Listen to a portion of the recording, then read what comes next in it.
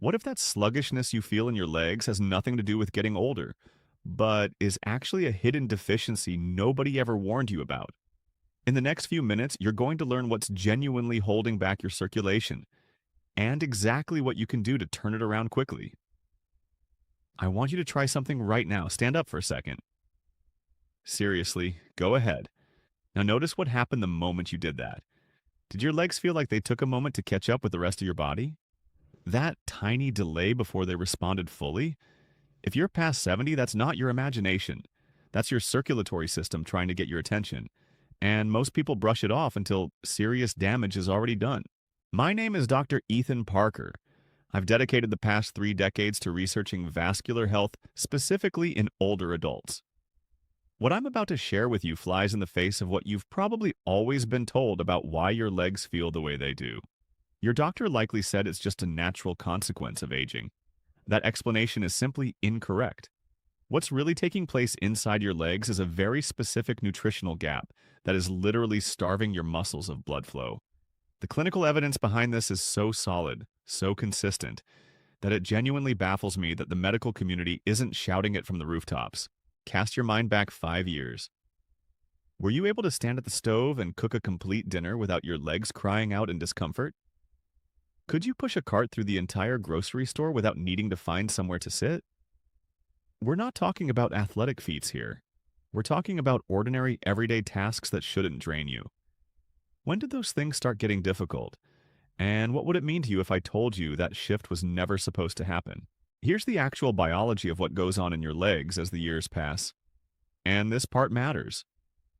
Deep inside your calves and thighs, you have blood vessels, particularly the small ones, lined on the inside by a layer of cells called the endothelium. Think of this lining the way you'd think of the coating on a quality non-stick pan. When it's in good shape, blood moves through cleanly and without resistance. When that lining becomes irritated and inflamed, blood turns sluggish and sticky. Your muscles end up oxygen deprived. That's the origin of the heaviness, the coldness, that disconnected sensation in your legs. Researchers at Johns Hopkins followed more than 2,000 seniors across 8 years and uncovered something truly remarkable. The individuals who held onto strong leg circulation well into their 80s, the ones walking confidently, never developing that slow, cautious shuffle we tend to associate with old age, they all shared one distinguishing factor. Not their exercise habits, though that mattered. Not their genetics, though that had some influence. It came down to nutrient density, specifically 6 vitamins that collectively keep blood vessels pliable, reactive, and working at full capacity. Today, I'm walking you through every single one of them, ordered from supporting role all the way up to the most powerful. And I need you to stick with me, because the vitamin sitting at number 1, the one that produced a 380% improvement in blood flow to the lower limbs in clinical trials, is one that will genuinely surprise you, just as it surprised me when I first encountered the data. Before we dig in, go ahead and drop a comment below, letting me know where you're tuning in from today. I personally read every response, and there's something meaningful about knowing we're part of a community of people who refuse to accept physical decline as a fixed destiny. All right, let's begin with vitamin number 6. And I'm starting here because most people have this one completely backwards. Vitamin KQ. You've likely come across vitamin K in conversations about blood clotting, and that's vitamin K1. What we're discussing here is entirely distinct. Vitamin K2 is responsible for preventing calcium from lodging itself inside your artery walls, which is absolutely the last place you want it. When calcium accumulates in your arteries, and if you're running low on K2, this is actively happening right now, those vessels stiffen and narrow. They lose their ability to expand and compress rhythmically, which is what's needed to drive blood upward from your feet against the pull of gravity. The Rotterdam study tracked nearly 4,800 individuals over 10 years. The findings were striking. People with the highest K2 consumption showed 52% less calcium buildup in the blood vessels of their legs than those with the lowest intake. 52%. That's not a small edge. That's the gap between someone who climbs stairs without a second thought and someone who grips the railing just to make it up 2 steps. Here's the frustrating part about K2. It's nearly wiped out of the way most of us eat today. Previous generations got it naturally through butter, eggs, and organ meats from pasture-raised animals. These days, unless you're regularly eating fermented foods like natto, and honestly, most people won't touch it, you're likely getting almost none. And even if your diet is solid, past age 70, the gut bacteria that help convert K1 into K2 begin declining. You're battling this from multiple directions. The specific form also makes a significant difference. You want MK7, not MK4. MK7 remains active in your blood for up to 72 hours, offering sustained vessel protection. MK4 is out of your system within 8 hours. The dosage that research has linked to actual reversal of arterial calcification is 180 micrograms per day. Because K2 is fat-soluble, it requires dietary fat to be absorbed. Take it with eggs and avocado at breakfast or with your fattiest meal of the day. K2 becomes even more effective when paired with our next vitamin, which turns out to play a far bigger role in your circulation than anyone realized until recently. People typically connect vitamin E with skin health or maybe heart protection, but what it's actually doing inside the blood vessels of your legs is functioning as a defense system for that endothelial lining we discussed. Free radicals, unstable molecules generated as a byproduct of normal body chemistry, are continuously attacking your vessel walls, causing oxidative wear that makes those vessels stiffen and constrict. Vitamin E intercepts those free radicals before the damage can occur. A Mayo Clinic study involving 3,000 older adults found that those with healthy vitamin E levels had 65% better blood flow through their lower limbs compared to individuals who were deficient.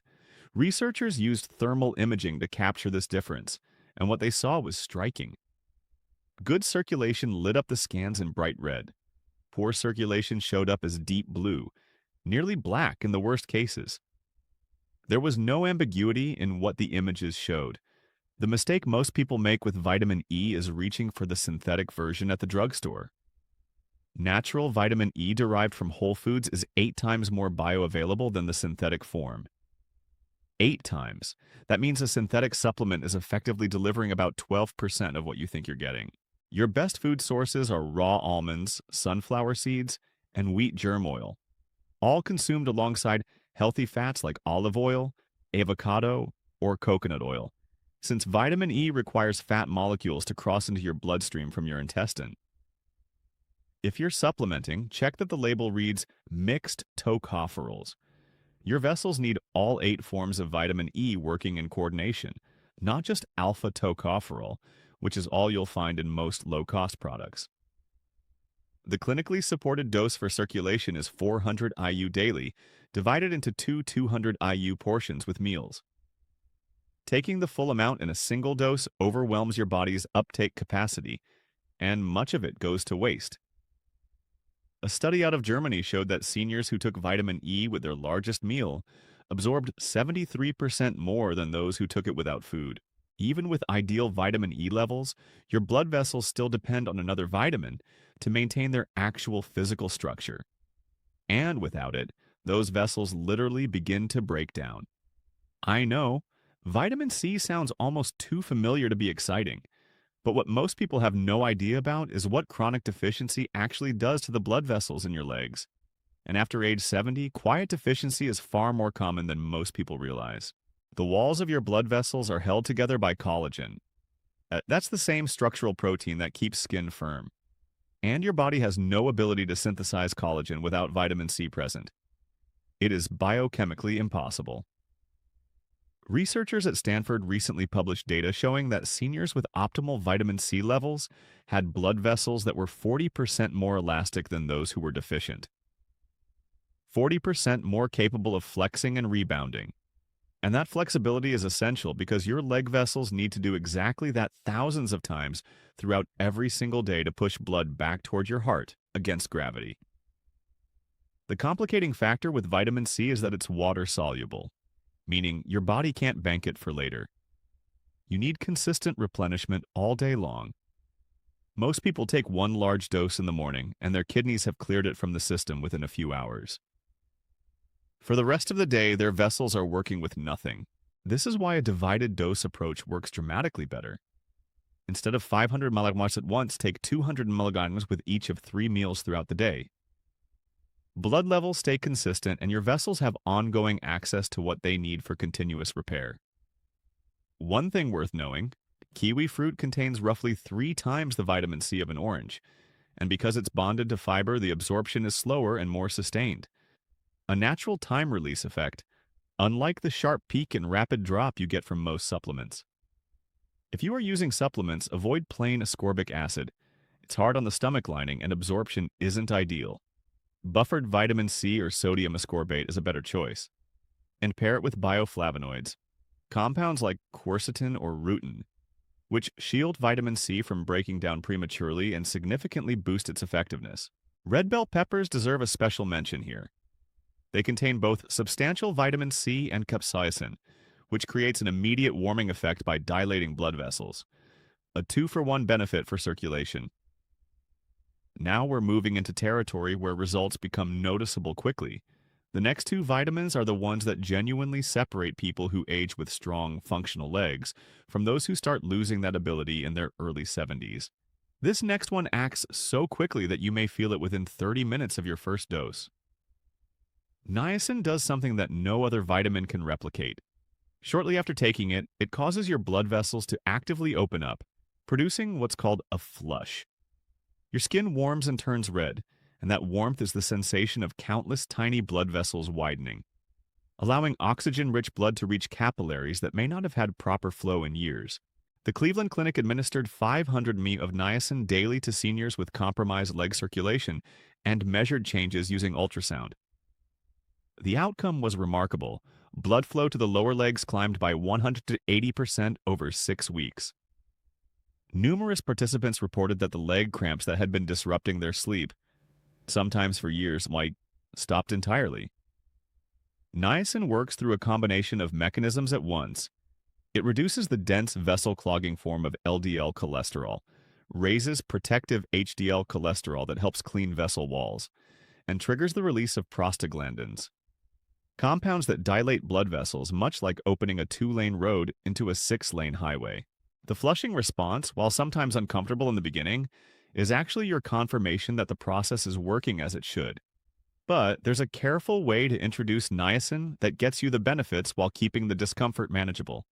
Begin with just 50 milliliters after dinner for the first week. Your system will adapt. Move to 100 milliliters in week 2, and work up gradually to 500 milliliters across a full month. Immediate release niacin is actually superior to extended release for circulation purposes, precisely because it creates the flush that signals vessel expansion. Turkey, chicken breast, and peanuts are solid food sources.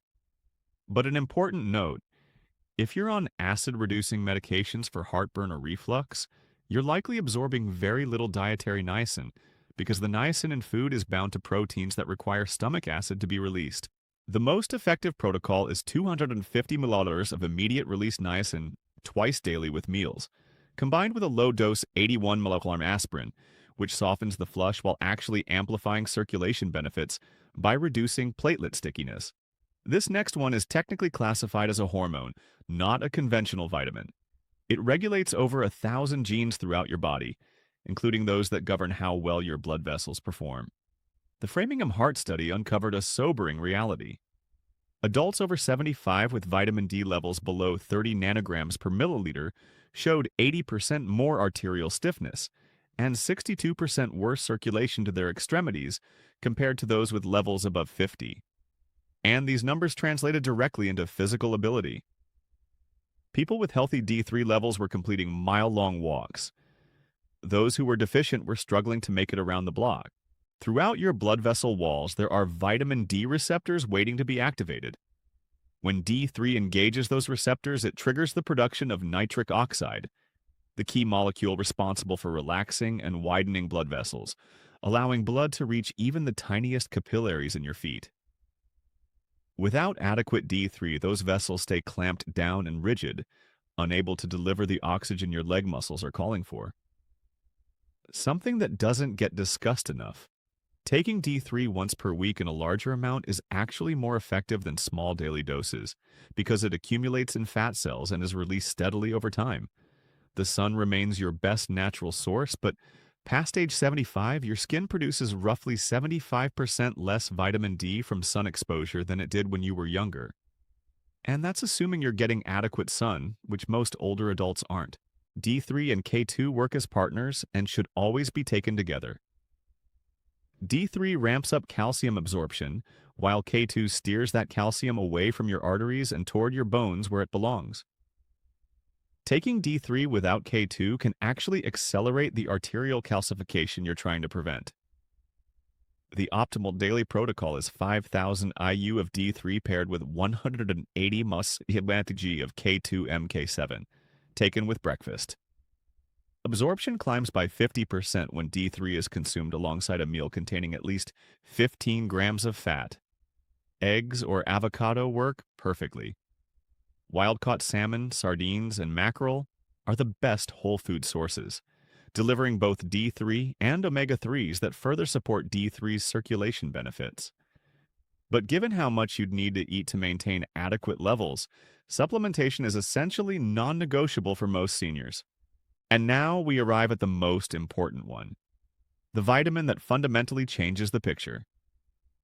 Pay close attention here because this is the one most physicians overlook entirely, and it's the one with the most dramatic clinical evidence for restoring leg blood flow. Vitamin B12. A Japanese study following 1,000 older adults found that correcting B12 deficiency produced a 400% increase in leg blood flow within just 12 weeks. 400%. People went from barely making it to their mailbox to completing 5-kilometer walks. This wasn't a modest incremental improvement. This was a fundamental transformation in quality of life. The reason B12 carries such extraordinary power over circulation comes down to 3 core functions. First, it's indispensable for manufacturing red blood cells, the cells that physically carry oxygen to your legs. Second, it maintains the protective myelin sheath wrapped around the nerves that control your blood vessels. Third, it lowers homocysteine, an amino acid that inflames and erodes vessel walls, directly blocking blood flow. Here's what makes this so alarming. After age 60, your stomach starts producing less acid and less intrinsic factor, the 2 elements that your body absolutely requires to absorb B12 from food. By age 75, as many as 40% of people have B12 levels low enough to be causing neurological damage without experiencing any symptoms they can name. You could be eating generous amounts of meat every single day and still be severely deficient. The symptoms of B12 deficiency are essentially a perfect imitation of what people assume is just normal aging in the legs. Numbness, tingling, weakness, poor balance, that burning or crawling sensation at night. None of those things are normal. They are distress signals from nerves and blood vessels that are being deprived. The standard blood test for B12 is largely unreliable because it counts both usable and unusable forms together.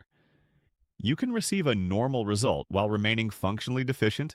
Methylmalonic acid, MMA, testing gives you a genuinely accurate assessment. Liver, clams, and beef are all rich sources. But here's the single most important practical insight about B12. Sublingual supplements, the kind that dissolve under your tongue, bypass digestion completely, and absorb directly through the dense network of blood vessels beneath the tongue. This delivers 10 times better absorption than standard pills that must survive stomach acid and compete for the intrinsic factor your body no longer makes reliably. The form matters too. Cyanocobalamin is the inexpensive synthetic version that requires multiple conversion steps before your body can use it. Methylcobalamin is the active, immediately usable form. For leg circulation, the protocol is 1,000 micrograms of methylcobalamin sublingually each morning. Let it dissolve fully. Resist the urge to swallow early. Within 2 weeks, most people notice their legs feeling warmer and more responsive. Within a month, the numbness and tingling begin to recede. By the 3-month mark, many people are covering walking distances they hadn't managed in years. Here's my challenge to you. Choose one vitamin from everything we've covered today and commit to it consistently for 30 days. Not all six simultaneously, I'm just one. Test your levels where that's possible. Begin supplementing correctly, then pay attention to what changes and how your legs feel and function. When you've done that, come back and leave a comment sharing what you noticed. I read every single one, and your experience may be exactly the thing that motivates someone else who needs to hear it to finally take that first step. Your legs have been carrying you faithfully through an entire lifetime. They deserve far better than being dismissed with, "It's just your age."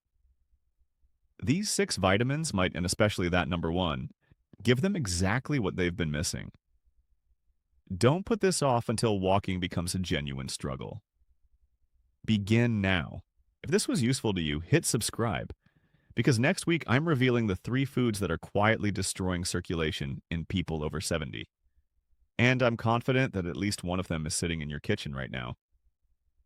I'm Dr. Ethan Parker. I'll see you in the next one.